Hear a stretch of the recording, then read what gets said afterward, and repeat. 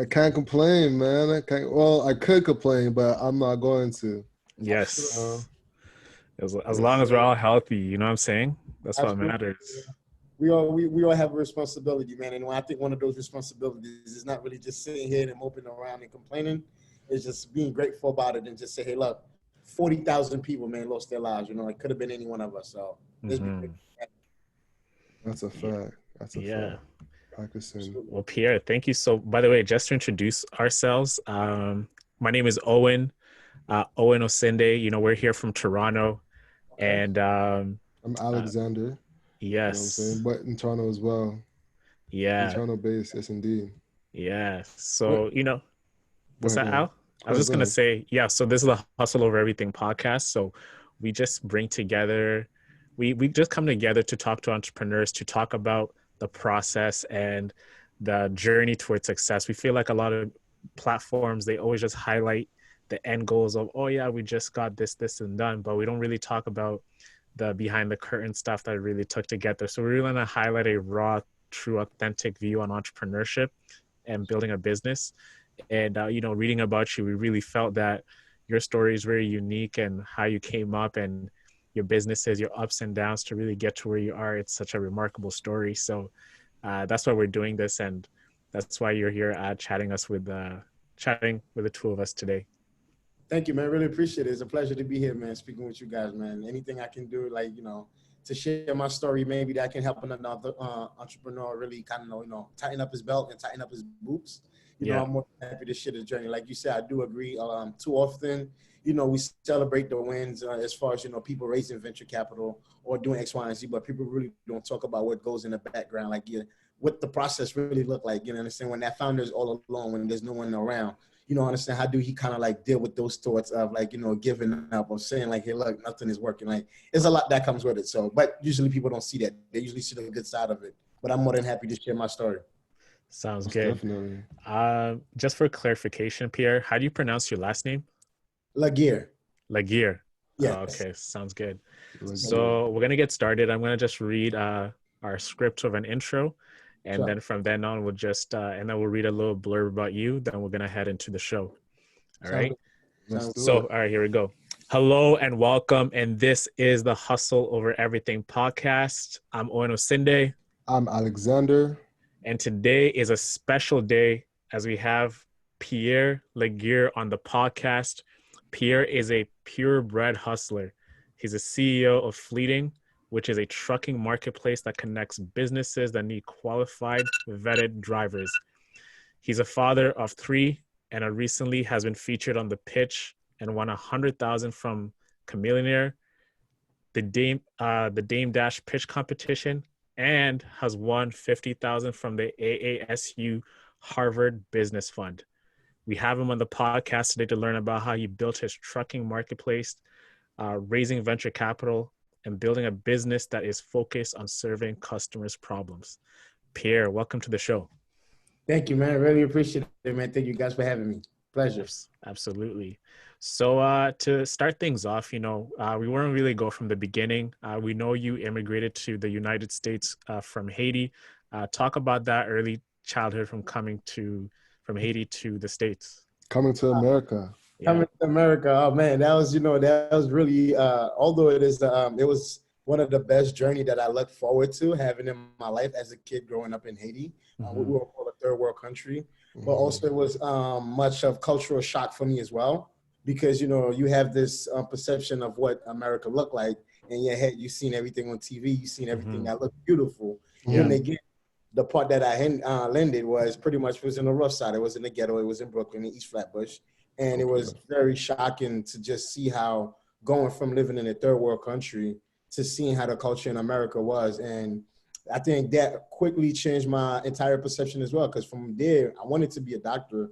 I wanted to go to Harvard and be a neurologist. But when I got here, that changed automatically. I felt like it changed Mm-hmm. overnight. I went from dreaming of becoming a doctor and just dreaming of staying alive, because that community was just so tough. And the norm for a young black man my age, what we were seeing was pretty much gang banging, murdering, drug dealing. Street was Yeah. filled with addict. So that was the norm. So that was pretty much a very cultural shock for me, coming Mm-hmm. from Haiti and coming over here saying, hey, look, you know what, I'm coming for this American dream.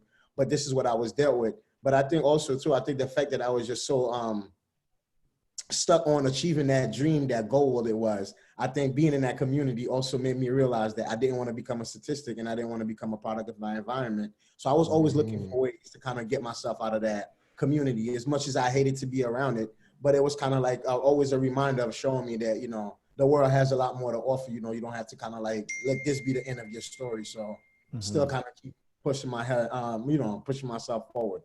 Man, I definitely identify with that, man. Growing up, I'm from this place in Toronto called Malvern, and Malvern's the type of place where, like, if you were to tell somebody, yo, I'm from Malvern, it's like, oh, okay, like, like, kind of like Brooklyn or like a Harlem would be, So hearing that this resonates to me 100%.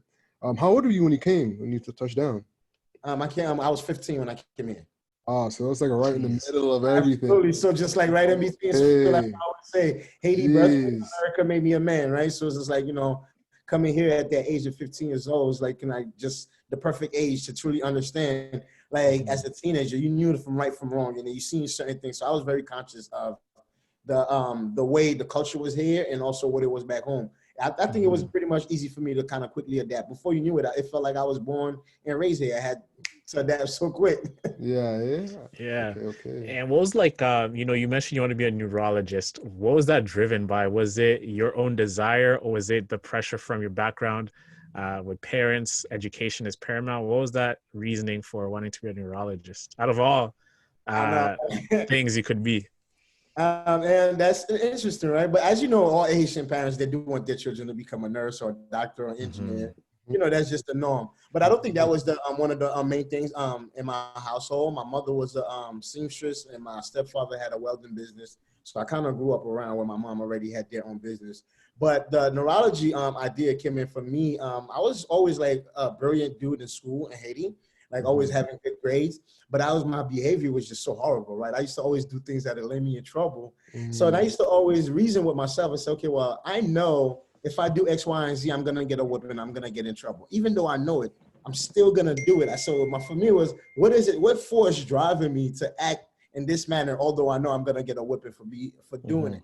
So that's when I started really becoming like more interested in the mind and the brain, and started really thinking, who does control the mind? Does the brain control the mind? Like, who control the actions that we do every day? So that's the reason I wanted to become a neurologist, just because of my bad behavior. And I was saying, although I was conscious of the trouble I was going to get into, but I would still do the same horrible thing, and I just wanted to know what was pushing that behavior. So that's why I wanted to be a neurologist. The psychology behind it. Yeah, absolutely, yes. Got you. So then, all right. So now, how did you go from wanting to be a say it again? Neurologist. Sorry, excuse my French. From a neurologist to a truck driver. Like, what was that pathway? That's a totally opposite end of the spectrum. Yeah, absolutely, totally opposite. Well, like I was saying, just coming in and living in Brooklyn, like I said, like going from dreaming of becoming a doctor, I realized, okay, well, the amount of time that I was gonna take to become a doctor, to actually pull myself out of that community, although it was something that, I did see a reality of it, but the environment that I was living in, it felt like, man, I can't do 8 years, I can't do another 10 years of waiting until I graduate to get some good earnings. To be able to move out of that community. It was much more like, how do I get out now, right? And trucking was one way that I was thinking, well, maybe I could just get on the road and just drive a truck and not have to come back, and just kind of enjoy life in that sense. And maybe, hopefully, I could save enough money and then go back to school and then still pursuing becoming a doctor. But once I became a truck driver, I really kind of fell in love with being over the road, start learning the ins and outs of trucking. And I think I fell in love with the entrepreneur side of it. And I just started going for it full throttle. What do you love about trucking? Like, I've never heard anybody say they really love trucking. So, like, I'm super curious there. I mean, for me, it was, I'm always a short dude, right? I'm 5'6". So it's like always seeing a big truck driving around. I used to always kind of amazed by it, even being in that community. I used to see them passing around. I said, man, one day, I got to drive these trucks. I got to see how it feels to drive these trucks. And I think that drive also kind of led me to really, really going into it, like being curious about what it's really like to drive them. And once I really started driving them, the love for it was just kind of like, being open road, you on the highway, and I'm talking about you driving a big rig. I think it's much more like, hey, look, people respecting what you driving on the road. Don't nobody want to mess with you. So it was more like for those reasons that it was like, okay, yeah, I'm driving a big rig. Like, stay out of my lane, and kind of end up falling in love with the entire process and even learning the business of it. You know, what's one of the things like people, when I imagine truck driving, it just seems the way you spoke about it is how I would not really think about it. I think about it, you're sitting in this truck, it's a big load to move around. It's long hours.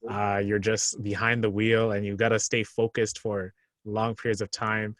How do you overcome that monotonous side of it? Because I'm sure, I mean, I will not let you, I'm not going to answer for you, but that's the way I see it. But do you see it like that sometimes?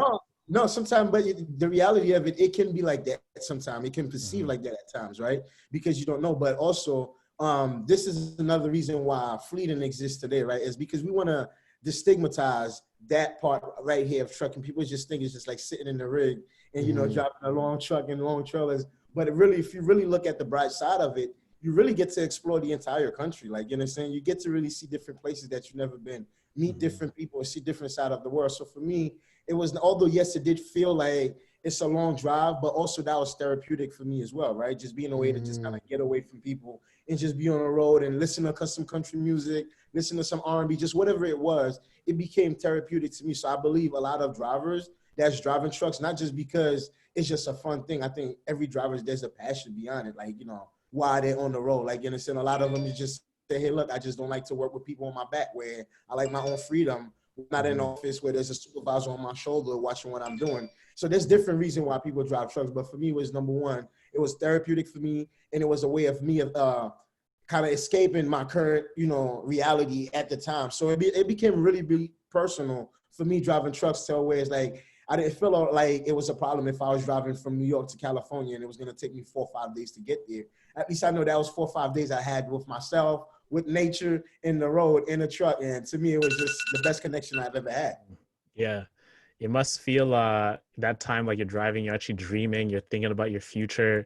You know what? That's where plotting. majority of my ideas come from. That's the majority of my ideas, everything I've done, every ability that I've found in myself to push forward, coming from sitting on that road, because I had so many times to kind of like think with myself and reason with myself. And sometimes I used to think maybe I'm crazy, right? Like this, you know, it's okay to ask yourself a question as long as you don't answer yourself. But for me, it was just like, I was really having a conversation with myself a lot of time in my own head.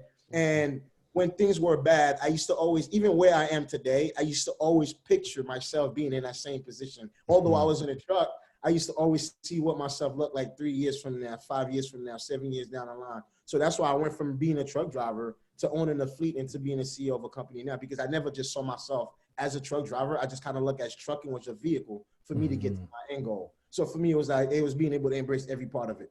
How long did it take you to get from a truck driver to owning the fleet? You said, how long does it take what? How long did it take you to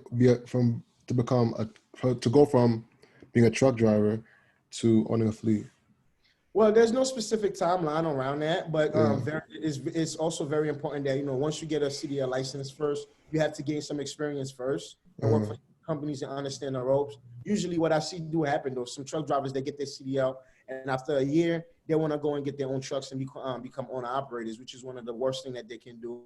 My advice to that, I would say, hey, look, if you're a truck driver, you want to own your own fleet, at least spend some time in understanding the ups and downs, understand the game, understand what supply chain is, understand who moves the freight and who controls it, and have that experience. And when you have that experience, I think it'll become a lot more easier for you to become a fleet owner, because you have some leverage on the game. But when you don't understand it, when you're just a truck driver, you only have 3 years of experience, 3 months of experience or 1 year experience, and you want to go out there and purchase a rig, this is one of the biggest mistakes that, you know, hundreds of thousands of truckers are making every day, is trying to rush and go out there and purchasing these assets without having properly truly understand what is supply chain and what is affecting their bottom line.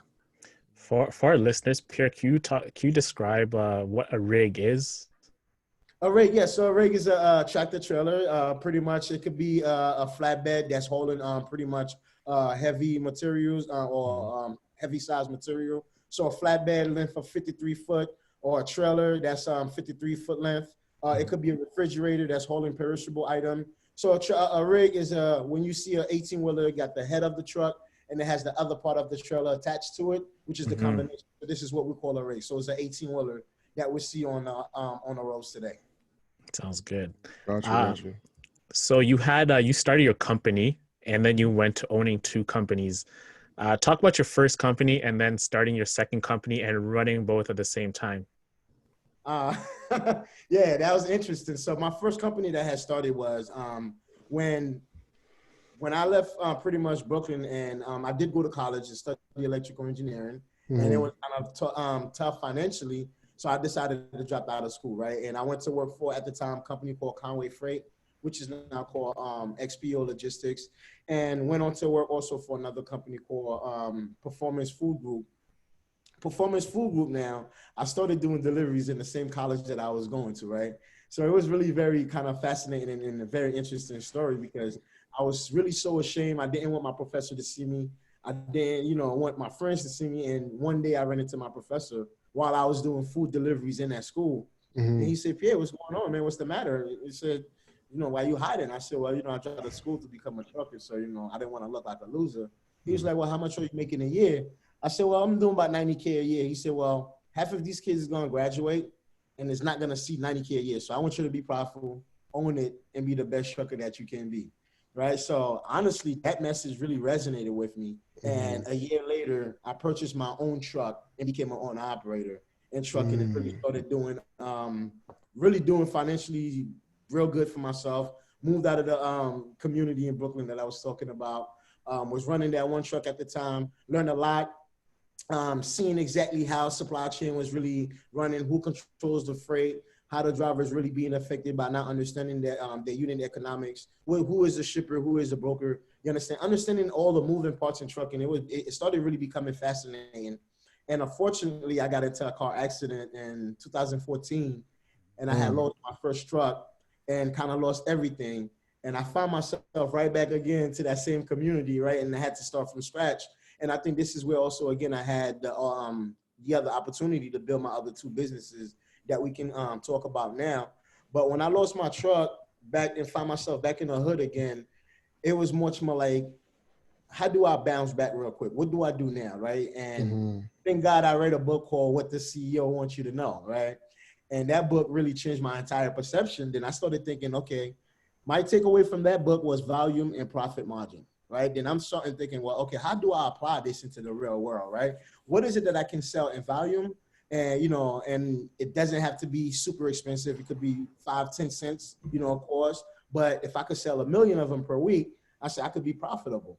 I really couldn't come up with anything attractive at the time. And I lost everything I've had that year in 4 months, went through my savings. I had a vehicle that got repo, gone. My truck ended up being repo. So now, like I said, finding myself back to square one. And I came up with, I said, well, since I was walking everywhere in Brooklyn now, and this is really interesting. And I was seeing a lot of glass from the beauty salon, like, the windows from the beauty salon, the barber shop, the restaurant. Yeah. And I was thinking to myself, I said, well, if I could clean 100 stores, per week and charge them $10 per store, I said, I could make $1,000 a week. I said, maybe I should start a business like that. And I went and told a friend about it. And he was like, man, people are going to think you a crackhead, man. I was like, I said, what do you mean? He said, well, first and foremost, you pull yourself out of here. You moved out of the hood. You got yourself a truck. You're doing good. Now you lost it. Now you back here again talking about you want to clean windows. People going to think you're on drugs. I said, well, at the end of the day, something got to give. I don't have anything. And he's like, yeah, that's true. I said, well, do the math. I said, like, yo, if we get 100 customers, I said, we can make some money. He said, you know what? If you get 50 customers, I'll do it with you. So no lie, man. Like I'm trying to make this one short as I can. Took him Make it as long as you can, man. It's okay. Man, look, I took him on his offer. I woke up the following morning. I solicited the entire Brooklyn. Hey, I started knocking on doors like, hey, my name is Pierre. We have a service that specializes in glass cleaning. We'll do it X, Y, and Z. That same day, I had 72 stores agree for me to clean their glass. I borrowed $80 from my little sister, ran to Home Depot, got me 2 buckets, some towels, and some scrunchie. Bro, no lie, with no shame in our game again, we went full throttle and started cleaning glass. In 3 months, we made $62,000. We had all the Metro PCS, all the 7-Elevens, and that's the money that I took that started my next company, which is Mag Transport, that I grew into another $2.2 million in revenue and then built another trucking company off of cleaning glass. God damn, bro. Hold on. That is actually hustle over everything right there, bro. 100%. Hold on. Man. So You got 75 clients in a day. So And 72. 72. Yeah. What? Let's break that down. So, when did you start in the morning, and how did you walk into 72 in a day? Break that down. Or are you calling? No, just walked in, just regular with a little notebook in my hand with a pen, and just walked in. As you know, Brooklyn, the way it's set up, all the stores are very close to each other. So there's a strip like Nostrand Avenue or Flatbush Avenue. There's so many different competitive stores right next to each other, right? Supermarkets, bars, coffee shops, restaurants, beauty salons. All of them is like right next to each other. So pretty much, so for me, the scouting for these customers was too hard because they was right next to each other. Gotcha, So it's like I go on, they'll say, no, thank you, no, I don't want it. I'll pass, move on to the next one, move on to the next one, move on to the next one. And like I said before, by the end of the day, I had 70 stores that agreed for me to start the following Monday. Damn. And my entrance was, hey, hi, my name is Pierre. I see your glass, hey, look, I don't know when's the last time, you clean your glass, as kind of understand, like, customers, they feel more comfortable. Sorry, this is my alarm. Like, started talking to the customers and tell them, like, hey, look, your customers are a little more comfortable when you see your glasses a little clean. They can see through your business. They give them more like a welcome feel. And I started really speaking to customers about that and tell them, like, hey, look, we could do this service twice a week to keep your glass clean. You don't ever have to worry about doing it yourself or climbing a ladder, have to clean nothing on your glass. We take care of it twice a week for, some customers was charging $20 a week. Someone was charging $80 a week. Someone was charging $120 per week. So, definitely. So, bro. Yeah, so if any of you guys are looking for a hustle, listen, you can make that out of anything. Anything, man. Anything. Like legit, I think, Pierre, once you're pressed for money and you have no way out, it seems as if like your mind goes into like a different level. And it's like it's like by any means necessary that you've gotta make it happen. And I think you acted on that and you just window cleaning, easy money, 1 + 1 = 2. Let's do it. And you just moved. No, absolutely, man. But to be honest with you, that's not even the end of the story, man, because it gets even more crazier than that. So from when we built that company in the window, and I said, okay, let me go back into trucking. I built the first staffing agency. That staffing agency was also because I know that truck drivers always looking for a company that can give them a level of flexibility and treat them like a human being and like, not as a robot. And also trucking companies always looking for great qualified drivers, that they can depend on. So I said, well, what if I start a company where I hire the drivers and then groom the drivers and outsource them back to the trucking companies? And I launched that company December 15. The first month we did $37K in revenue. The following year I did $786K in revenue. And the second year I did $1.1 million in revenue, right? Now, me always having this idea of owning my own big fleet of truck, I took that proceed and started another company called JP&L Transportation. That one is an asset-based trucking company. I started with 3 trucks and grew that business to about 16 trucks in 6 months and also $1.2 million in revenue in the first year as well. What's interesting was I was running both of those businesses simultaneously, like literally by myself. I didn't have a team. I couldn't delegate. I'm managing about 80 drivers. I'm the driver. I'm the supervisor. I'm the sales guy. I'm the customer rep. I'm doing everything, the dispatcher and as a driver. And as we all understand, eventually one thing is going to happen called burnout, right? Burnout started really affecting me personally, started affecting my business, my customers. And then life, I don't know, man. Life just has a way of just throwing curveball at me. And I don't call myself a victim of circumstances because I truly appreciate every curveball that I've experienced in life because they make me who I am today. In 2017, I had a son that was born with Down syndrome, right? And that really, really started affecting my business and started affecting me personally, emotionally, financially. At that time, I didn't care about no business. I didn't care about no trucks. I didn't care about no drivers. All I wanted was my son to be alive, knowing that, he had to go through multiple heart surgeries. And that really started really affecting my business. My son went into the first heart surgery in March 2018. And, that was very hard for me to take, man. Like emotionally, I was all over the place. I really couldn't deal with it. Like I said, now my business has really started falling apart. And he came out this first surgery. Then he went in for the second surgery, which is in May. And that one was a little hard on me because it's like, okay, it was like, here come the first one. Now it's like, you're telling me there's a second one. So it's like, more fear started to really accumulate. And I really fell into this state of mind where I started feeling sorry for myself, which, it ain't usually me. It was more like, why me, God? Like, why do I have to have a son that I was born with this condition? I really just felt like I started adapting to this negative way of thinking.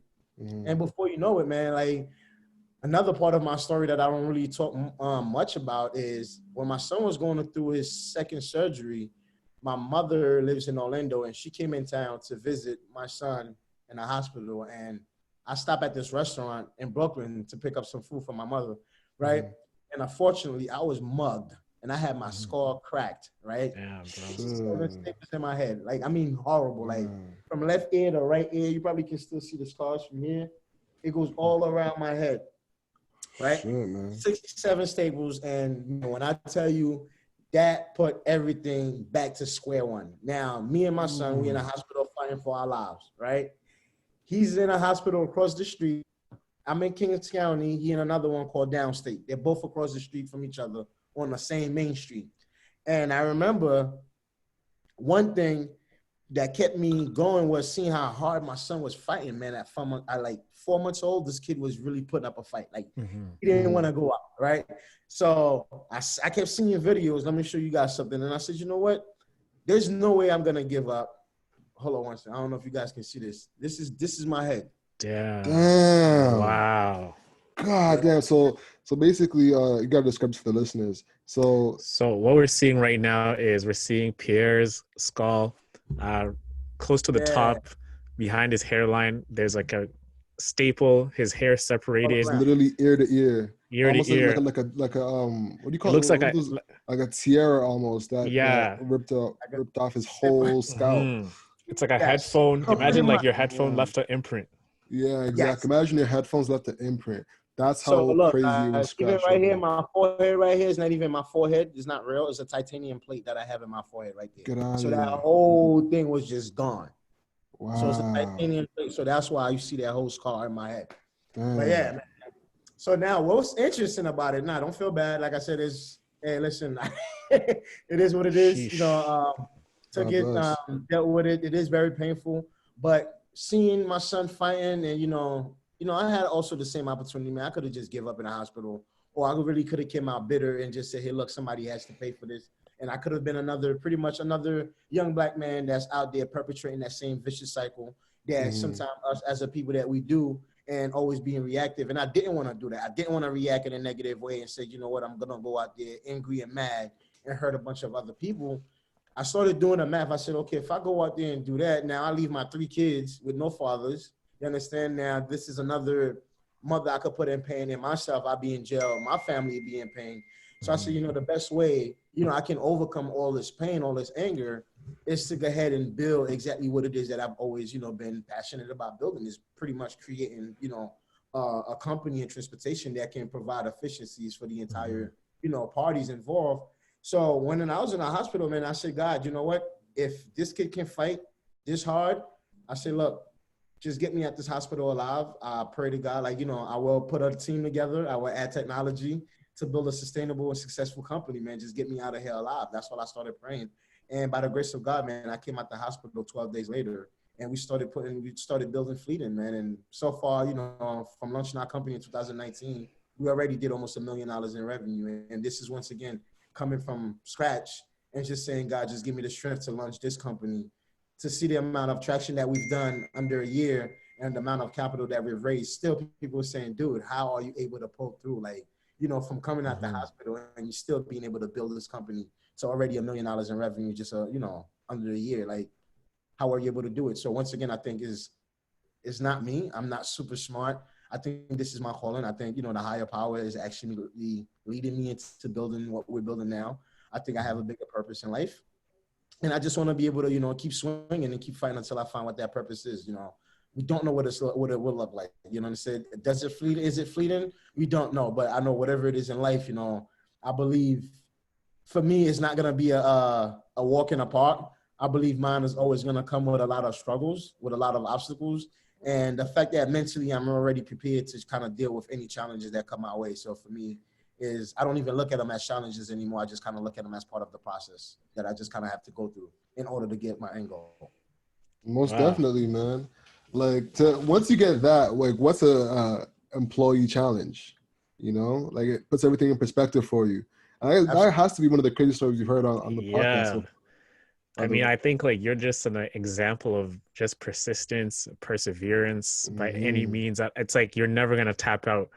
And I think, Pierre, like going through something like this, building your business, I think you can take it as far as you want to take it, because whatever hardships you come when you're building your business, it's so minuscule compared to what you've gone through personally and what your son has gone through, right? So you've seen the worst of the worst. So everything from now on is just looking up.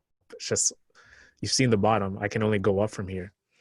Absolutely. No, that's the same thing, you know, I explained to the team as well. As like for me sometimes, although yes, sometimes, I have what? Because I can breathe and I can walk, I say, hey, look, I'm entitled to complain and say, hey, you know, things is rough, things is bad. But the reality of it, when I think about everything that I've been through myself, I said, you know what? I don't have a such thing called a bad day. Like, you know, like from going from, you know, your family preparing your funeral arrangements to being here today saying, hey, look, you're building a company, you know, that's actually solving a major problem and that has the opportunity to be big.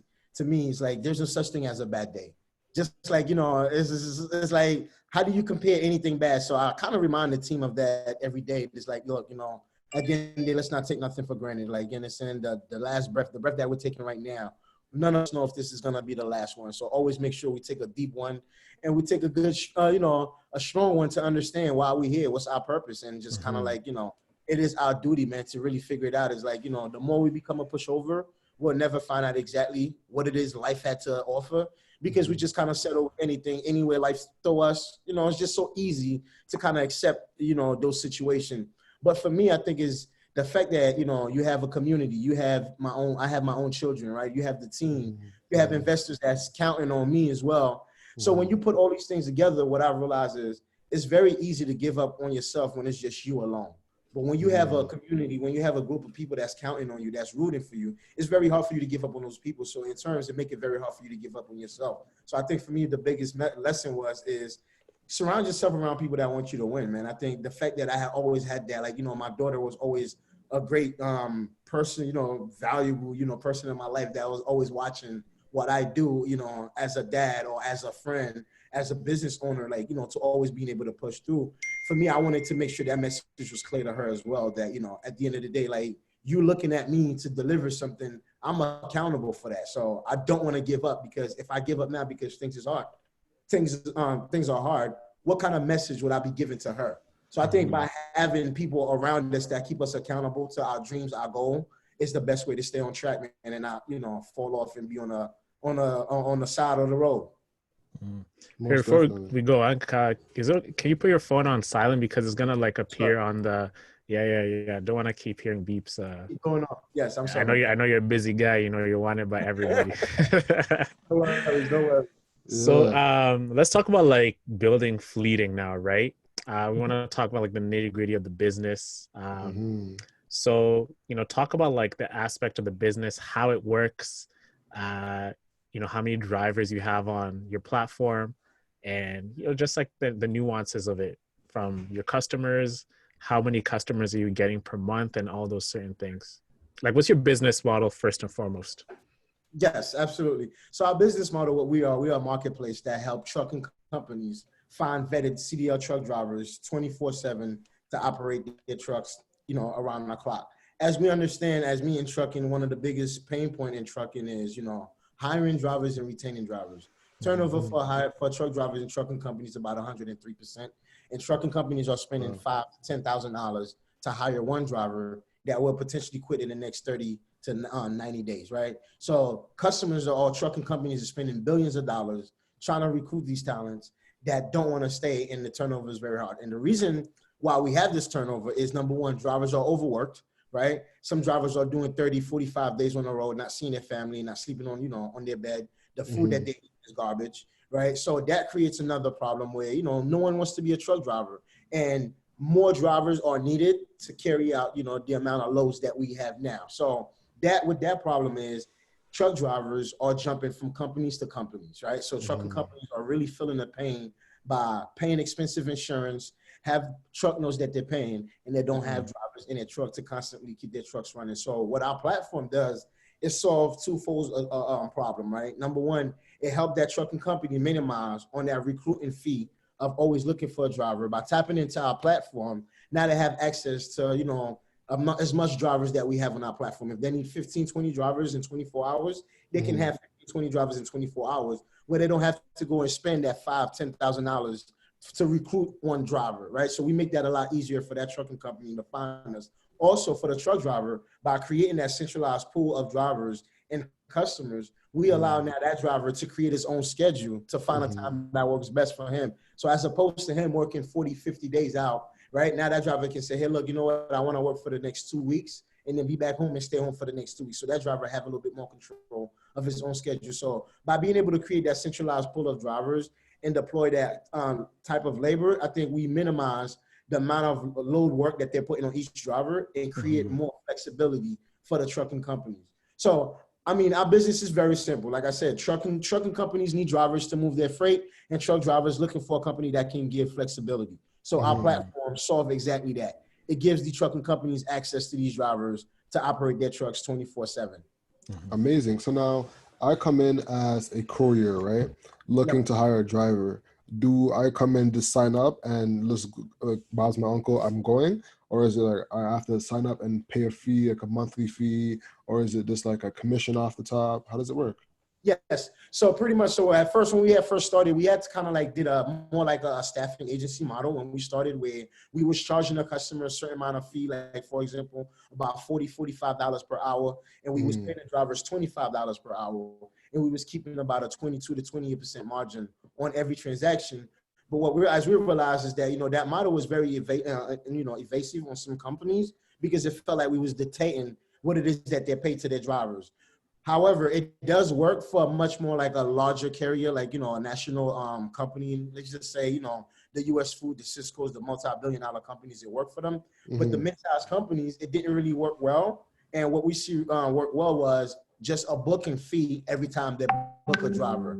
So it wasn't much more like, hey, look, we was telling them exactly what they pay the drivers. We was telling the companies, hey, you can pay your a fleeting driver whatever it is you usually pay your existing drivers. We just now just going to charge you a booking fee every time you request a driver from us. Interesting.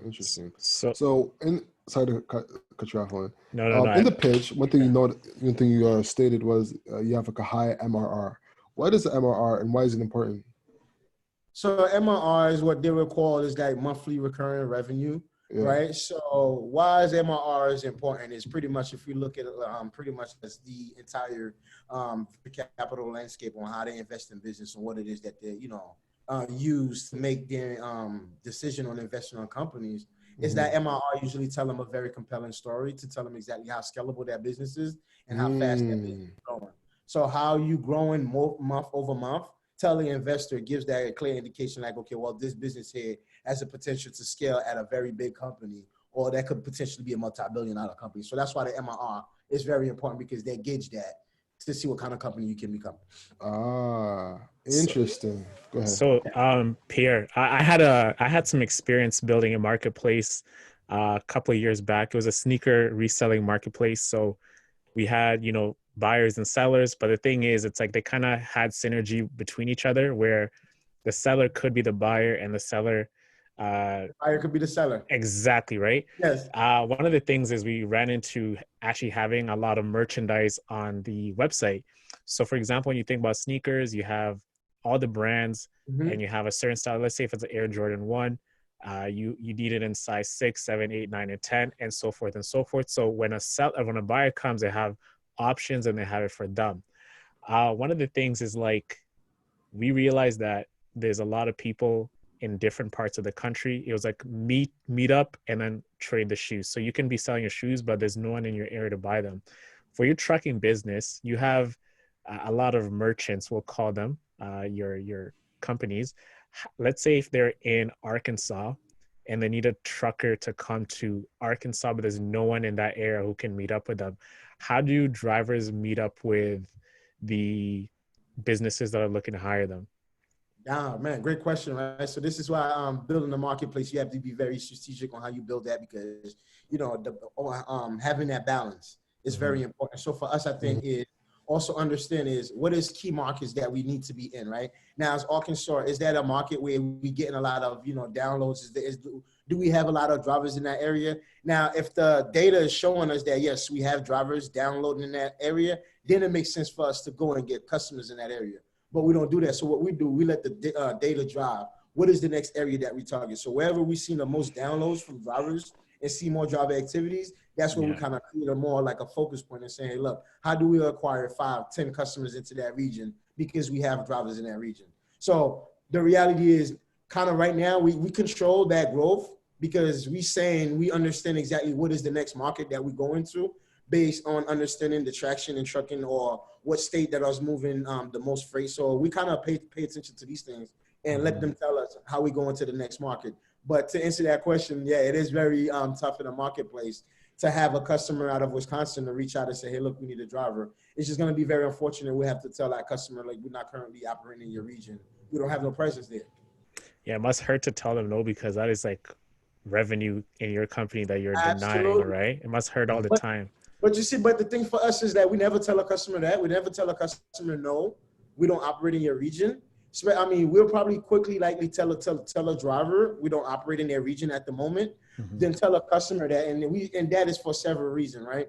Because that customer, as we understand, they may have the need right now. You might not be able to fulfill that need right now, but they may have that need again 2 weeks from now, 3 weeks from now, a month from now. So how do you kind of hold that customer and kind of keep them on the hook and build a relationship and keep that customer engaged and give you time to go ahead and build a driver community in that market? So for me, that's what I find I learned that work very smart as well. When customers do reach out in the region that I don't have no drivers, I'm making my business to lock on that customer and making my business to grow a driver pool in that region, just so I won't say no to that customer. Nice. You know, one of the things about marketplaces is they stress about building a community, and marketplaces flourish because they're born out of communities, right? You can think of, like, for example, sneakers as a passionate people behind that. Truckers, it's a lifestyle, right? Like if you are a trucker, you definitely connect with another trucker. For your marketing and getting the initial first, let's say, batch of truckers, are there certain communities that you tapped into to really leverage that to get them on your platform? Yeah, I mean, the one thing that we see that work is truck drivers don't trust trucking companies. They don't trust shippers. They don't trust brokers. Like you said, truck drivers really trust another trucker, right? So we utilize that to our advantage, where we incentivize our drivers to recruit other drivers, right? So if you bring another driver, we pay you $250 if that driver do the first load with us. So that way is another way that we get in drivers. And we also go exactly where the drivers hang out, man. We go to the truck stops. We go where the drivers are lounging, where the drivers are eating, and actually speak with them. And, you know, we also do some marketing work that we're doing right now, where we go to these places and speak to these drivers and interview these drivers and allow them to, you know, tell the world about the sacrifice that they're making every day. And what we see is drivers really gravitate to that, the fact that they feel like now their voices are being heard. And that really help us, the driver acquisition channel, and make it a lot easier for us to get drivers without running any paid ads. Nice. Yeah, about to say, I noticed that you guys didn't have the pics on the website. So I'm like, all right, so they're not running paid ads. They must have an interesting acquisition process. What's the acquisition process for your couriers that you find? So yeah, so for the carriers, it's pretty much right now. So as we understand, COVID-19 has impacted every major business, you know, across the country. Of course. And as we understand, even the supply chain, the impact that it had on supply chain on a global scale. But what we understand on the domestic end, what we did for us was, when we see COVID really starting to take that much of a hold in the industry, we kind of changed our approach to customers and started going after specific customers that are moving essential goods like food, you know, beverages, medical supplies, and waste. So for us, by being able to go to these companies, we were able to kind of like really position ourselves as a company that's able to help them ramp up on drivers to move any goods that they need to move across the country, especially through the pandemic, because most drivers probably were staying home. And most of these companies, they probably see a uptick on their traditional volume of freight that they have, and they need more drivers. So we kind of use that to go after these companies. So our carrier acquisition process for these companies been fairly, I would say, not the most easiest, but I would say a much more comfortable process, because now we providing the trucking companies a pool of drivers that they can tap into, like, you know, and eliminate the entire onboarding process to get their product delivered, especially through this crisis. So I think this crisis kind of helped us really solidify truly market fit of who we are as a company and how we can deploy drivers real fast to a company. Do you have to do anything like extra because of COVID-19 in terms of like providing like gloves to your drivers and PPE for your drivers as well? Like, how do you deal with like navigate that lane? Yes, absolutely. So those are some questions that the drivers were asked as well. So what we did was, once COVID started really taking effect, so we was sending about $50 every week for all of our drivers. As we know, gloves and PPE was running scarce everywhere. Even ourselves, we couldn't get our hands on them.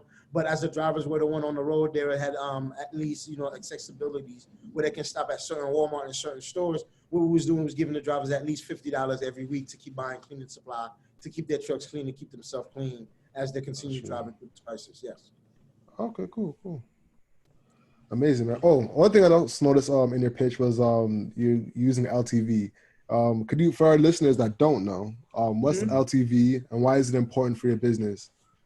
LTV, yes, absolutely. LTV is very important. LTV is your is your lifetime customer value, right? Pretty much is, you want to understand, like, once you have a customer, during that lifetime of that person being a paid customer, what is the potential earning, right? You could make with that customer, and what does that lifetime look like, right? Is that lifetime could be what? Does the customer stay on for 3 months, 6 months, 9 months, 18 months, however long that customer stay?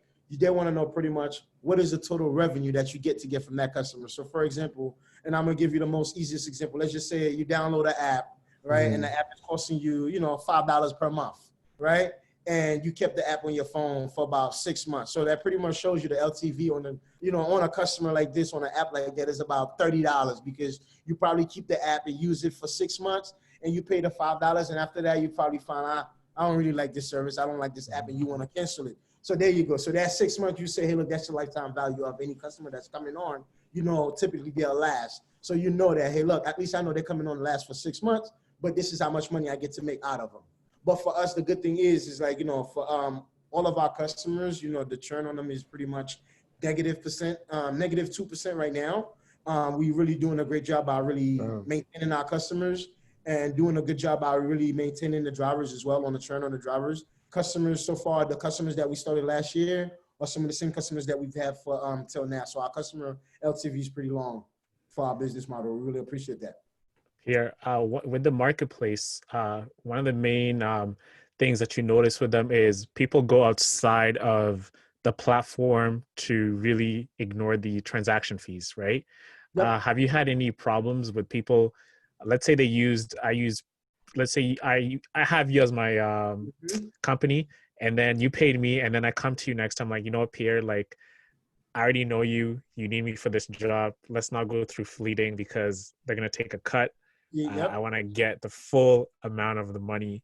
How do you navigate that process, and how do you protect yourself to not have one of those type of incidents happening? Absolutely. That's a great question. So the good thing for us is, the onboarding process of when we say, hey, look, from when we identify a potential driver to doing the onboarding process of that driver, there's so many things that goes into that, right? That means, we have to make sure the driver is properly vetted.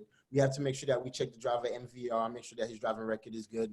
He doesn't have no DUI, nothing crazy. And we also have to make sure that driver, prior to him coming onto the platform, that driver also does a pre-employment drug test, right? So now when you yourself, you want to go behind my back and kind of take that driver at your own risk, you can. But also remember, if anything happened now, now this is your risk, right? You're taking that risk on yourself as to where now you're going behind my back and hiring a driver that doesn't qualify. How can I put it? Based on Department of Transportation regulation, if whenever you hire that driver, he's under, and we are aware of that driver is using that service, then you and your company is covered under what we're doing. But if you're going beyond our back and you dispatching that driver and anything happened, that's on your, that's on your own responsibility as well. And also another thing too, although that can happen, which is not something that we see, but we did have situation where a customer would say, hey, those, 4 or 5 drivers, I like them. I like to hire these drivers on full time and bring them into my company. The only thing with that is, right, the drivers, what they don't want to miss and what the customers don't want to miss by us giving them access to a pool of drivers is not just saying, hey, look, let me just go ahead and just get this one driver behind their back, and just use him and hire him. It's also being able to provide that customer with volume, and also being able to provide that truck driver with multiple companies that they can work for. So it's very hard for them to just say, hey, you know what, I'd rather just leave fleeting alone and come work for you directly, because the reason why they were fleeting is because they didn't want to work directly with a trucking company for a one-on-one relationship from the get-go, right? From the first place, because they know once they become an employee to that trucking company, they have to work for that company 6 days a week. There you go. They're pretty much you're an employee to that. So now the drivers is not going to give that back up again to what? To become a full-time employee to your organization just because you might be offering them what? $5 more on the hourly rate for the day, or make sure maybe extra $50 on the load for the day. So these things too, drivers take into consideration. So when a customer did do that and they reached out and said, hey, look, we got 4 drivers that we want to acquire because we think there's some great drivers, what we see is all 4 drivers decline. And the reason why the drivers decline, they say, well, if I go over there, I become a full-time driver. If I call out 1 or 2 days because I had some family emergency, now I run the risk of getting written up or maybe possibly terminated, right? With fleeting, I could work 3 months straight or take 2 weeks off and don't have to explain to anyone why I took 2 weeks off and then come right back to work. So those drivers appreciate the fact that they have that flexibility component with us. This is why they're not going beyond our back and just saying, hey, look, I just work for that company directly, because if that was the case, they wouldn't be part of fleeting. It's like an Uber, right? It's like Uber Eats. It's like turn it on and off whenever you want to and still maintain that autonomy like for your life. Absolutely. Correct. Yeah. Amazing. I was wondering, so do they become contractors under you? Is that like what the technical term would be, type of thing? Yes. So our drivers are hired as independent contractors. They don't have to own the truck, right? So it's just pretty much all they need to have is their clean CDL, clean credential, and we connect them with companies that already have those assets that are being underutilized. So it's just kind of already connect them with underutilized assets. Got you. Okay.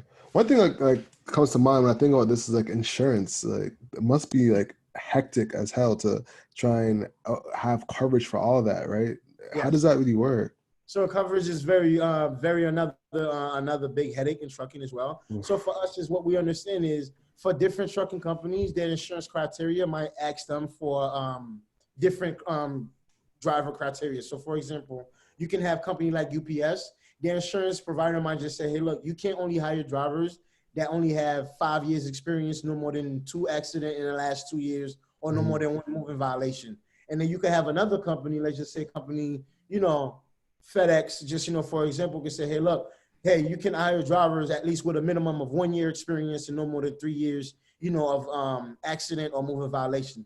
So when you take that into consideration, you have so many different drivers out there with so many different records, right? For us is being able to create a center where we collect all that data on a driver. Once the driver come in, when we run in the MVR, we understand everything about that driver, right? How long he been driving, how many accidents, how many moving violations. So also when a trucking company come on and they sign on and they become a customer and they want drivers, we also, their input, what type of drivers they want based on their insurance criteria, right? So once they input that information, our algorithm only match them with only drivers that fit their insurance criteria. So it's not like they're just taking any drivers. So if the insurance saying, hey, look, they can only hire drivers with 3 years of experience and no more than 1 moving violation, the minute that customer sign on, our algorithm find a driver that fit that exact criteria for their insurance. So that's one of the good ways that we minimize claim for our customers by providing them drivers that truly match their exact insurance needs. Interesting. All right. So one thing you brought up was algorithms, right? Now, autonomous? Pardon me? No, I'm sorry. I didn't hear that. I'm sorry. What did you say? One thing you just mentioned was algorithms. Yes. And one thing that I think, it could be a hurdle is going from a truck driver to someone that's like a tech, company owner. Like, was there any like friction there? Like, it sounds like that's like a big hurdle to like, are you coding now? Do you have to hire a team? Do you have to develop an app? Like, walk us through that, because that feels like a whole hurdle that, Yeah, absolutely, definitely. No, and yeah, let's not scare the audience, man. You do not have to learn coding, man, to be a CEO of a tech company. You don't have to be, a chief technical officer. Just like when I was running my own businesses, I didn't have to be a business lawyer or accountant. Like, in a sense, to run my business, what I did, I hired the people with the right talent, or to kind of help us achieve that goal. So it's the same approach when it came to building the tech company. I had a lot of investors that saying the same thing. It was like, well, Pierre, how can someone like you talk about, you want to be a leader of a software company? Mm-hmm. But once they understood the knowledge that I have in trucking and what I've already created in trucking, is that, okay, well, you have a domain expertise in the space. You understand trucking in and out. Now, all you need is pretty much is a person that understands trucking as well, but that also understand technology, that understand product, so they can take what's out of your head and translate that into product. And for me, I think was early on being very transparent of the fact that, I had zero experience in technology. Like I said, my whole life been in trucking. So you can tell I'm the least tech savvy person you could think of, right? But it was just being able to be transparent as well about that, and just saying, hey, look, this is what I know and this is what I don't know. I could run a trucking company from 0 to 20, $30 million overnight with my eyes closed, right? But if I have someone that's a chief technical officer that understand product, that understand what it takes to scale a product, then I can say, hey, look, then we could build a company from 3 million to maybe $3 billion in the next 10 years based on how that person have an understanding on how they approach from building products. So I made that my homework to really, really build a team, and also learning from my previous companies as well, right? When I didn't have a team, when everything fell apart, that burn remind me again not to ever do anything by myself. So learning that, it was like, okay, how do I surround myself around people that can bring true value into this company? So one of the greatest lessons that I've learned in building a tech company is that, at the end of the day, you don't have to know everything, man. You don't have to be a COO. You don't have to be a CTO. Like I said, then if you have a good product, you think people believe in it, you could change a lot of people's lives. You don't necessarily need technology first to actually go to market. Just go ahead, be scrappy. Go with what you have. Go with a napkin with a pen. Just go to market. Just do something. You know what I'm saying? And everything else will figure itself out. And that's what we started doing. A lot of my work early on was on a spreadsheet, you understand, in Excel, and just, calling multiple drivers and calling multiple, customers. So as the more and more I did the process manually, the more I understood it, and the more it was a lot more easier to translate to our CTO to build that into, technology. How do you translate that? Because he was just there for the entire process of seeing how the manual things work. And he was able to see everything to turn it into products. So having a team is very important. So once again, I'm not that smart. I'm not that savvy to be saying, hey, look, we're doing X, Y, and Z in numbers. I think it's the fact that I have a great team, a great supporter around us that truly understand what it is that we're building, and that understand exactly how we go about it. Most definitely. I feel like that could be like an anxiety-inducing, not kind of an anxiety-inducing factor, because that person is a key element of the business, So what advice could you give to hiring that key person? Because a lot of us don't have any tech experience.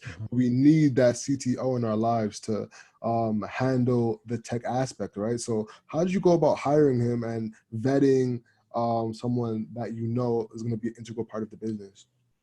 Yeah, I mean, to be honest with you, I think I got lucky, man. My CTO is, I think he's what you would call in the Valley is one of those high caliber guys. Like, he was the former CTO of a company called AirWatch that got acquired for over $1.5 billion. So, this guy pretty much knows how to build product and knows how to build scalable product. But for me, I think I do want to say maybe I was lucky, and maybe it was fate. It was, at the time, because him and another gentleman was really trying to build the same thing that we was trying to build. And unfortunately, we all got ended up being together, and him being my CTO was a very, interesting story how everything ended up being unfolded. But having that CTO, man, is key. I think the ways that founders can really look for that person is also sometimes, the person that your closest friend might become that CTO, right? But sometimes all they need is a shot. What is a CTO? A CTO is just pretty much just chief technical officer that's actually leading your product. Some people have different meaning on what a CTO is supposed to do at a startup at different stages, right? Most people say, yeah, the CTO at a C level, they will want that CTO to be coding every day, building product. And then you have other CTOs, yes, they might be great at building, at coding, but once you put them into the scalability of things, they can even manage a team, right? So it's like, then does that CTO has a personality? Does that CTO has what it takes to actually manage a group of 200 engineers? So it's very, you have to understand when we're talking about CTO is, for me, is I had to learn early on that CTO is just not the person that knows how to code, but that person that also knows how to manage a bunch of engineers that know how to code as well, right?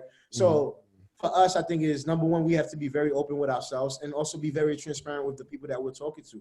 Because remember, man, like, you're crazy enough to have this idea, and other people are more crazy to even believe you to join you on that journey. So you just have to make it appealing enough to just say, hey, look, why should that person come and join this product and join this journey? This I'm gonna do it with you. What does the upside look like? What is the value? How does this feel, inside when that person think about the product that you're building? And I think if we just can spend more time in truly cultivating that relationship on the people and what we're looking for, not just a tech title like a CTO, but just look into the person that you want your true partner to be is just really look into that person and see, hey, look, does this person has the ability to grow with me as a partner, right? Does this person has the ability to withstand good and bad time? Does this person have the ability to understand what is it going to take to build this product? And I think the more we start looking at that, we'll start looking at to the valuable side of the human parts, but not just, the coding part of what they bring to the table, because coding is good that they bring to the table, but their way of thinking is much more important to how they code, because that's what's going to help you scale your organization. Okay. What are some challenges that you faced leading a team? Oh, man, challenges. I think challenges of leading myself every day, right? Mm-hmm. At the end of the day, it's like, how do we put it? It's like, it's always easy to make the right decision when 1,000 people's watching you, right? But when there's no one else watching you, how do you keep yourself accountable and do what you're supposed to do at the time you're supposed to do it, right? So for me, I think recognizing that I am the worst employer that I've ever worked for, and I probably ever will be the worst employer that I ever worked for. Why do you say that? Why do you say that? Sorry to cut you off, but yeah, why do you say that?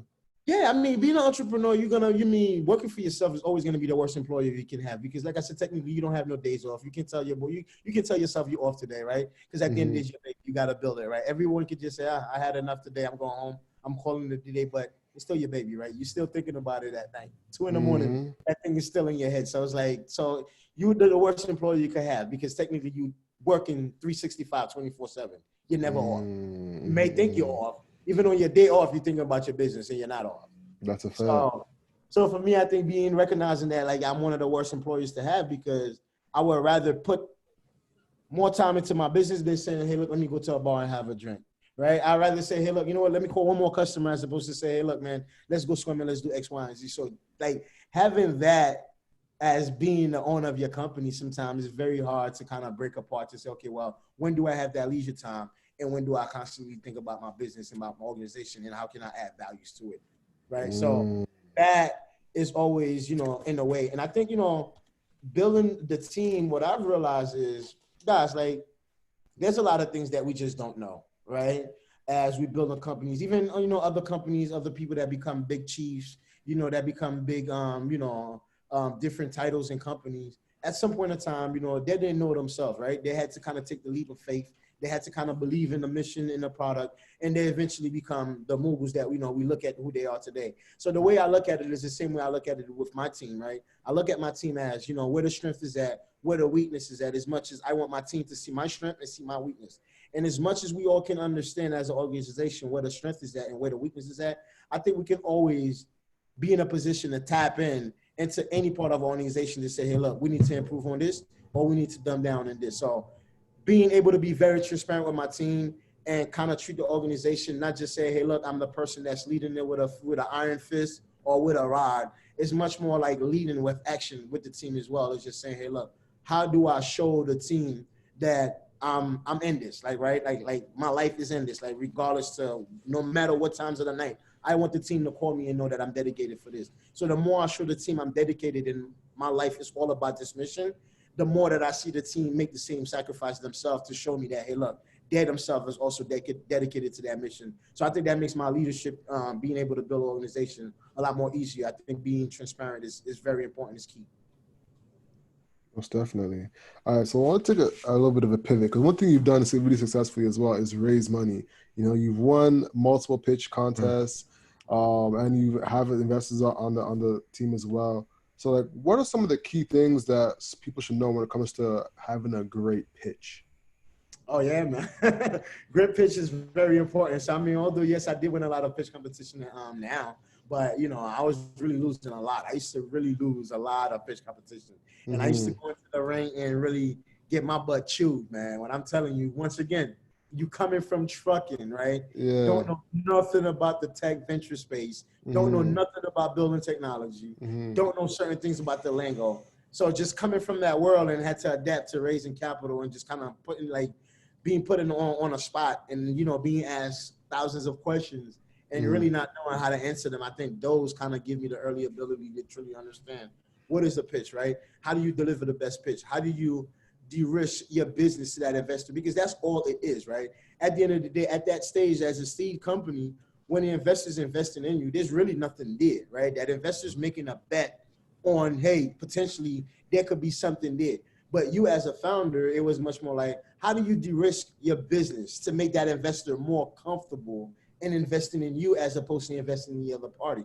So the more I was going to pitch competition, the more I got familiar with the questions that they was asking. I would go back and do my homework on those questions and make sure I understand the answers and understand why they ask those questions as well. Because every question from an investor, if you pay attention, always leads to another question, right? So it's like the way you answer that question leads to another question. So for me is truly understand what the investor is thinking when they're listening to the pitch. What is it that the investor is looking for, right? To get that ha-ha moment. So once I started really understanding the importance of that, I really started practicing on it, really started hitting on certain key metric on my pitch early, and really being able to also become a little bit more comfortable speaking about myself as who I was, being a driver and being able to go through my journey. At first I was, kind of ashamed of my story of building a company and kind of failed for being mugged. But what I realized is that's like a badge of honor. Like, they appreciate the fact that I was like, hey, look, I built companies to $1 million in revenues before. I just decided not to stop. And this is why I'm building this now. And every investor always come back, why didn't you tell me that first? Like, that's what we want to hear. We want to invest into a founder, you understand, that has the ability to take a few blows and keep, and get up and keep pushing. That's what they look for. So that really started really helping the pitch. And the fact that, like I said, I knew the business, I knew the pain point.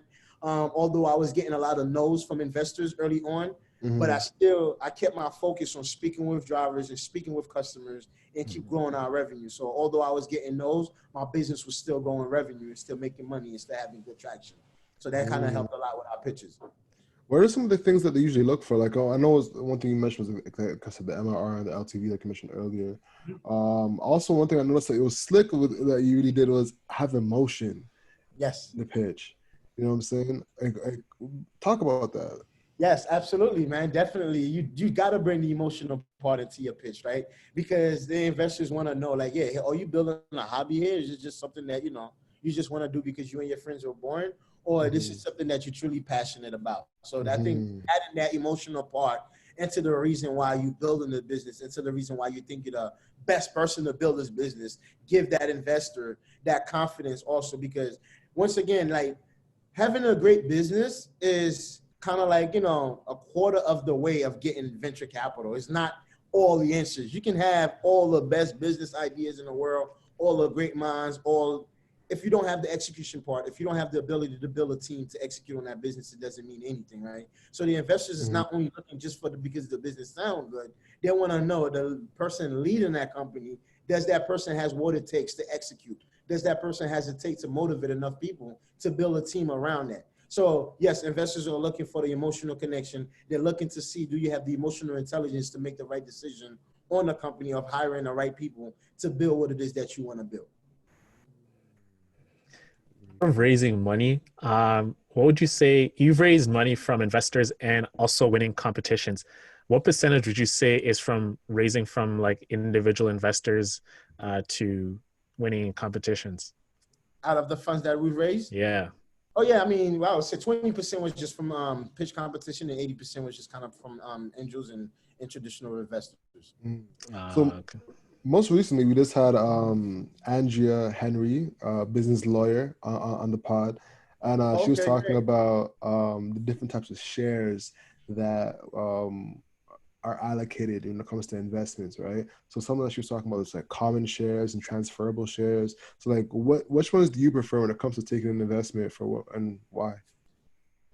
Well, I mean, everybody pretty much as a founder, you appreciate, to have the common shares. That's one of the most valuable one. And then you have the options, right? And this is what that you can have for the employees. This common is just pretty much is just saying those shares are the shares that, pretty much kind of like, what's the best way I can explain the difference between the common shares as far as like where the audience can have a better understanding is like, the common shares. Like a straight percentage, like out of 100%, it's 10% type shit. No, it don't matter. Like pretty much, if you're getting out of the common shares, just saying that if in a case of liquidity event where the company sold, that investor will be paid first before you get paid yourself. Yeah. So this is what pretty much that language is. It's just like that investor, their shares, they have that common share. They want to understand when you sell that company or you go IPO, they want to get the first one to be paid. And a lot of them they want to control as well is, at what amount you sell a company as well. You understand? So it's like if it doesn't hit a trigger where they're happy with, some investors can also kind of like, kill the sell of a company as well. So this is the thing too, man. It's like, yes, venture capital is good, but also it comes with its own little nuisance as well that a lot of people kind of like, don't want to deal with. But I think for me is the way I understand venture capital, I think it's a great tool. I think VCs bring a lot of values to the table. Most of them do. But I think us as a founder, we just have to know how do we use venture capital, right? To fund our next venture. Like, you understand? We also have to look into what it is that we're building and have to ask ourselves, is this a venture fund business? Do I really want to deal with investors? Do I really want to give equity? Do I really want to dilute my business this early to have investors come in? So there's so many different methods of ways you can fund a company without traditionally going, towards the investors route. And I suggest every founder is to really kind of like really pay attention and understand the difference and, why it doesn't make sense sometimes to take VC money, why it doesn't make sense. Because, it's different stroke for different folks. So what might work for me may not work for the other party. What I work for them may not work for me. So I think it's very important that every founder understand that. Yeah, you actually been in a unique role where you've actually bootstrapped the company, because the first one you didn't get any investment, right? No, not at all. So, but now this time you actually have. So, like, how did they compare for you? So, the comparison for me, what I've realized is also too, is like the very first one, yes, I had majority ownership. I owned it, but I didn't have a community around me, right? I was growing, but I was only growing so fast at a rate where it's like, okay, it probably would have going to take me maybe 20 years to be a 50 or $100 million company, right? So with the VC money, what I definitely can say is that what it does is it gives you the ability to kind of grow fast. Scale. Around it. Yeah, scale a lot quicker, like in a stable market a lot faster, being able to make a name for yourself a lot quicker, and also being able to have that support around a bunch of people, like I said, that believe in what you're doing, that's willing to make introduction, that's willing to provide that support of saying, hey, look, what it is that you're having issue with, is it sales, is it, employee, is it team? I think we have a lot of investors that really kind of like, stand next to us, that's really providing a lot of value. So I think having that community, it really, to me, it's a blessing, man, not only to get money from investors, but to have investors that's rolling up their sleeves to say, hey, look, how can we help and push this thing forward is everything. And how long does that usually take? Sorry. Yeah, I was just going to ask him, like, what rounds did you get to investing? Did you get to like the B round, A round? How far did you go with your investing? Oh, well, so right about now, so we're still in the seed round, right? So, seed round? Seed round, absolutely. So we only did a seed round total. We did about 1.2 million total raise. But at the end of the day, we thinking of doing a Series A. We don't know what that look like yet. We saying, hey, look, this could be towards the end of the year or it could be early next year. So we just kind of really looking at market trend and see what's happening with COVID-19. Although we are constantly growing. Like I said, last year, the whole 2019, we did only 577K in revenue. And for this first quarter of 2020, we already did $430,000 in revenue. So I think, pretty much we can close to 2020, maybe 3 to 5 million in GMV. And that would determine exactly what do we do. Do we do a Series A or maybe a potential larger seed round towards the end of the year? But I think we're really pushing for Series A towards early next year. You said GMV. What's that? It's a gross merchandising volume, right? Yes. It's like a marketplace term. Gosh, you see, I gotta know my things, man. I'm asking everything. I'm trying to learn. That's why we're here, man. Because we built I built a marketplace. Pierre's building a marketplace. So these are like terms like I learned from. Absolutely, yeah. Yeah, man. Those are the days. You said it was the gross merchandise volume, right? Gross merchandise volume. Is that like the amount of sales you make, or the volume of merchandise you move over like a time period, like a year, I'm guessing, fiscal year? So it's like, it's like the total basket. If you look at your marketplace, what's the total value of stock you have in your marketplace? So let's say Sneaker Deck, let's say we have 100, let's say 1,000 sneakers, high value sneakers. We'll say like the GMV is worth, let's say, 5 million or something like that in our marketplace. And I would say, okay, on average, we can take a percentage of that. So we can say, okay, we can predict we'll do this in revenue because if we have this many transactions a week over 12 months, we can predict this, and that. So it's an easy way just to look at how healthy your marketplace is, because you have to factor in for churn as well too. If someone leaves your marketplace and etc. And then you actually get like a key number of like where your business is at from a quarter to quarter basis. Okay, that was a big gem. Yeah, definitely. Big gem. Yeah, he definitely knows about the marketplace lingo. He knows it to a T. You can tell he built it before. That's a fact. Yeah, man. That's a fact. That's a fact. So we want to get to like some fun, like little stuff you've done. You know, you Chameleonaire, Dame Dash, all these guys. No, not Dame Dash. Damon, Matt. What's his name? What's his name from Shark Tank? Not Damon Dash. Damon Dash. No, his name is not Damon Dash. Damon John, bro. Oh, Damon John, yes. Jesus Christ. You were calling Dame Dash, Dame John. Oh, man. That's what we were doing? Oh, man. Yo, we just got our black card removed, bro. Yeah, I'm sorry. Damon Dash, no, I don't think Damon Dash is investing in venture capital. I don't think. I mean, he's doing decent. He has his own little studio that he's doing. Dame Dash. It was Damon John. Yeah. Yeah. Jesus Christ. Oh, my God. All right. So good thing we cleared that up. It's Damon John, not Dame Dash. Yes. Oh, okay. Dope. So do you actually get to meet Damon John and No, actually he was just one. He was one of the judges as well. So I didn't get to see. I didn't get to meet anyone of them. Everything was just pretty much done online. Okay. Cool. And how was the pitch? I mean, the pitch was great, man. I believe I don't remember. I believe it was about over 300 teams, and then they narrowed it down to like the top 10, and came the winner, man. I think also what it was. I think it was also my traction too at the time. We had some great traction. We had some great momentum. That was last year, December. Like I said, so we kept meeting all the milestones that we said we were going to do while we were in the pitch competition, and everything was just falling in place. So it was only right, man. So it was a great competition. As a matter of fact, we was able to really launch on Republic as well, based on that pitch competition. And our campaign is still live on Republic. And right about now, I think we up to 135,000 that we've raised from regular investors as well and regular individuals. Nice. And what do they get for investing? Is it just like common shares, or is it options? Yeah, so pretty much. So Republic, what it is like a crowdfunding platform. That I'm unfamiliar with Republic. So how does that work? Huh? I'm unfamiliar with Republic. So it's a crowd sharing platform. I'm guessing you invest and you get some kind of kickback, something like that. Yeah, you invest and you pretty much get to own ownership of the company now. The only difference is like now they allow you to buy shares at that stage without being an accredited investor, right? Just like when we selling security, when we pitching investors and we raising money from them, every time an investor invests, we sell that investor securities of the company. We sell that investor shares, right? Those investors, they're what you call accredited investors or angels because they're high net worth individuals.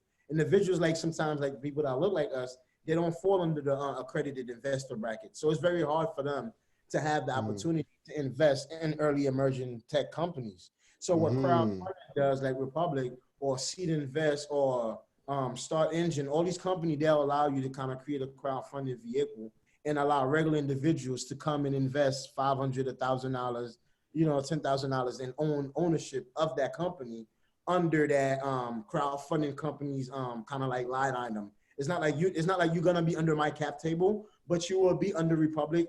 Republic will be under my cap table, but you will be a shareholder as well that have a certain amount of shares in that company through the Republic platform. So they just make it a lot easier for regular individuals to have the opportunity to invest in early emerging companies as well.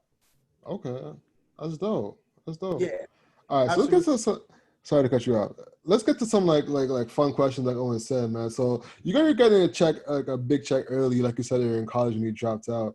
What were some of the dumb things you purchased, man, when you were like what in your early 20s, getting $90K a year? I know you did some dumb shit with that. 'Cause you're a young guy pulling that type of dough, you know man. what I'm saying? Yeah, man. I was there, man. I was for real. Yeah, young man. To be honest with you guys, yes, I did make a lot of stupid mistakes. with money, man. I'm young, Okay. like I said, it was always for me. It was one thing is cars, right? I'm a big sucker for cars, Oh right? yeah. Oh yeah, I'm a sucker for cars, man. I mean, right now I don't have a car right now, but I could tell you pretty much. Crazy thing that I spent money on probably was cars, man. What was the car? Car. I mean, right now I don't have no more cars right now. So I Yeah. mean, I used to have a BMW. I used to drive a S6 Audi. Had Okay. a 2018 Cadillac Escalade. Hmm. Like I really do. Cars was the things, and also too jewelries, and that was another reason why I got mugged too. I was driving an S6 Audi. I had a Rolex on, Cuban link chain. So I was just kind of like Oh. fresh. I was Yeah, like, yeah. hey, I didn't look like the average Joe. It would look like, oh, who this guy? He looked like a rapper. So Ah, got Mhm. you. You look like a lick. yeah, Damn. exactly. It looked like the come Damn. up. Damn. I'm sorry, Looked like the real dog. But come up. he made it out, man. Yeah, Yeah, you made it out alive though. Yeah. You made it out alive. That's what matters. yeah, I made it out alive. Yep, 100%. that's all that matters. Yeah, and I didn't. I still didn't even get to take none of these things too, man. It's like I still have them in my drawer. Like, look, man, I almost lost my life over all of this. It's not even worth it. You know, could have That's a just given fact. up. But this is also me on too. Also being hard headed. Like decided to stand up and fight. For my stuff. Just once again, that's the problem that we have as us men. We always feel like we got to be tough to protect Yeah, ourselves. But 100%. I'm saying that now. I'm saying, hey, I could have just give it away, but I don't even think I'm being truthful with myself. I think it's just like being in the heated in the moment. Like Mm. you come from the area, like you come from the community where you're always watching your back for stuff like that anyway. So when it was happening, it was like, Mm. oh, how do I get the hell up out of this situation? It wasn't thinking much more like, hey, look, take it and leave me alone. Because I know at the end of the day, it wasn't just take it and leave you alone. It's like a lot of times they'll take it and kill you on top of it as well, right? So it was for me. It was like, man, how do I stay alive? That's a fact. By the I grace feel of God, you. I'm still here. So yeah, that's one of Yeah. those stupid things that I'll say. If we want to ask stupid questions about stuff that I blew money on, I was young. I mean, believe it or not, come on, man. I was 23, making 90K a year. I had my own jersey. You name it. I wore all the designer clothes. At my age, Mm-hmm.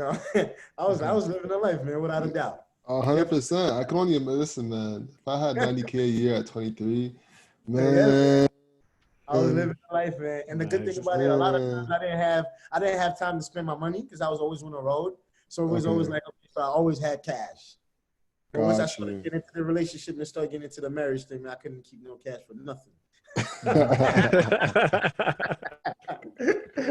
So I I was feel just, Yeah, you, man, man. man. All right. expensive, but no, definitely, man. I had my fair share of making money in trucking, man, and I think that's why I was like, regardless of what happened, I always kind of look at myself like, okay, cool, no problem. What is the next opportunity? How do I get it going? Like, what's the next thing to do? Let's get it going ASAP. So it's Mm-hmm. like getting a company from zero to $1 million to me right about now. I felt like it's It's not that good. hard. I just felt so it's just too easy. To me, it's like, okay, how do I go from 1 million to 100 million, from 100 million to a billion? That's the challenge now. A million Yeah. to I could do it with my eyes closed. Let's do 100 million. And Uh, as we're getting close to wrapping up here, like, what is like your grand vision for yourself? Like when it's all said and done, like where do you see fleeting being in the business landscape? Man, that's a good question, and I think it's fairly okay to let the audience into this little secret that I think what I do see Fleeting becoming in the next, God knows, 5-10 years, is we want to become the very first virtual trucking company. And what do we mean by that is, number one is we understand that 90% of trucking companies that make up supply chain logistics are small businesses, right? It's companies Mhm. that own 2 or 3, maybe 5 trucks. And we understand truck drivers never have the opportunity to truly become entrepreneurs in trucking and own multiple trucks. So with Fleeting, we have this new model where we're allowing truck drivers to become entrepreneurs, where they can own 2 or 3 trucks under the Fleeting platform, where it'll be managed and dispatched under the Fleeting platform, and that driver can receive a passive income up to $5,000 per month per truck. And we're also opening that up for regular individuals like you and you guys, where you guys can invest into owning a truck and get passive income of $5,000 per month. While you don't have to be a truck driver, you don't have to drive the truck yourself, you don't have to deal with the headache of registering, finding a driver, finding loads for the truck. Register that truck under the Fleeting platform, Fleeting fully managed, and kind of like dispatch that truck 365, 24/7, and bring regular individuals a passive income of 5 to 6K per month. So as we see trucking evolving, the opportunity we're seeing is We are allowing the common man, the regular individuals, no more just corporations owning fleets or big companies owning fleets. Now we want to kind of bring on that opportunity to regular individuals like you and I. You guys can own 2-3 trucks and get passive income without being a driver. So this is what we're seeing, what we'll be able to do in the trucking space and the opportunity we'll be able to provide. Not just for our shareholders, not just for our drivers, not just for the shippers, but also for you guys, the consumers as well. How do you partake? How do you participate in all this is going on in supply chain? You consume every day. The headphone that you're wearing, the water that you're drinking, the food that you're eating. I mean, a truck driver had to deliver all of that, right? So how do you yourself become part of one of those people that reaps the benefit of supply chain logistics? So that's what Fleeting is doing, bringing more people into the space and create more opportunities. That's amazing. Good. It's amazing, man. So where can people find you? Yeah. Yes, definitely. You can find me on Instagram. Jesus Christ, I don't even remember my Instagram name sometimes, so please don't mind me. Let me just look it up real quick. I'm not sure if it's Pierre Laguerre or Laguerre Pierre. I want to give you guys the right information. Oh, yeah, so my Instagram is Pierre_Laguerre5. Same thing with my Facebook, Pierre_Laguerre5. Same thing with LinkedIn. You can find me under Pierre Laguerre. Very simple. But Instagram is Pierre_Laguerre5. Definitely, man. You guys should follow if you have any questions or interested in becoming an entrepreneur in trucking as well and have 1 or 2 trucks running the road while you earn some passive income. We'll definitely love to talk to you guys. Sounds good. Sounds good, man. Yo, Pierre, this was great, man. This was such a insightful conversation and business, life, never giving up. I mean, the whole lot, honestly. Overcoming like hurdles, real hurdles, you know what I'm saying? Absolutely, man. Thank you, man. Yeah, man. Powerful story. Yeah, man. So housekeeping items. Let's go for it. Let's do it, Al. So guys, make sure to follow us on Instagram at 247hustler. Check out the website, hustleovereverything.co, not .com. Drop the M. On Instagram, my personal Instagram is Elevated Alexander, spelled just like that. Owens is Owen.Osinde. I'll make sure to go follow that. Our Proud to Pay program is linked in the description down below. So make sure you hit that. And we appreciate any of your support. You know, anyone that wants to keep this boat afloat, please. What else we got? I think that's about it. That's about it for now. About it. Yeah. The email list. Make sure you subscribe to the email list on the website. New stuff is going to be dropping soon, so it's going to be great. Entrepreneur details, all the tips and tricks we learned, you know, all the acronyms, all that. Just make sure you're abreast of what's going on in the market. Make sure you subscribe to our email list at hustleovereverything.co. And yeah, that's it. Owen, the speech. Let's hit him. Let's hit him with it. All right, Hustle Nation, you know what it is. We just have Pierre Laguerre, a pioneer in the trucking industry right now, who's building a great marketplace that's really going to change the industry and help truck drivers find jobs whenever they want to, and as well whenever they can take a break from a job. He's building that platform for them. So if you have a truck driver friend or who's looking for a job, I don't know if Pierre's in Canada, but in the States, definitely check out Fleeting. But one of the messages we want to leave with you today is perseverance. I think that was one of the core aspects of listening to Pierre's story today, is just perseverance. He's had a lot of ups and downs and a lot of personal setbacks, but one of the key attributes he has is just persevering by any means necessary.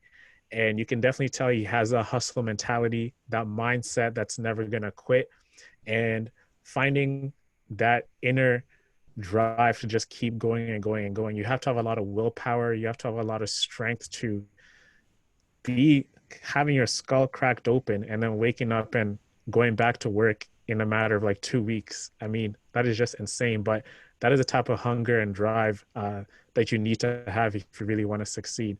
So if you have anything that's brought you down, if you feel bad over COVID or anything that's going on in your life, just persevere, because there's always light at the end of the tunnel.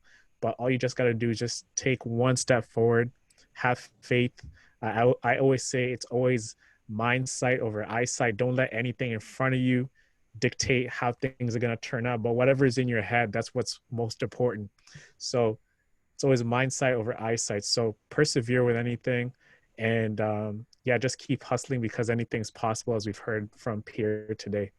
So that is from us, Hustler Nation. Thank you so much. Thank you for subscribing and staying with us through this journey. I really appreciate you. And I will talk to you next week. Thank All you, right. guys. Peace. I'm Onosende. I'm Alexander. And we'll talk to you soon. Peace. Peace. Awesome.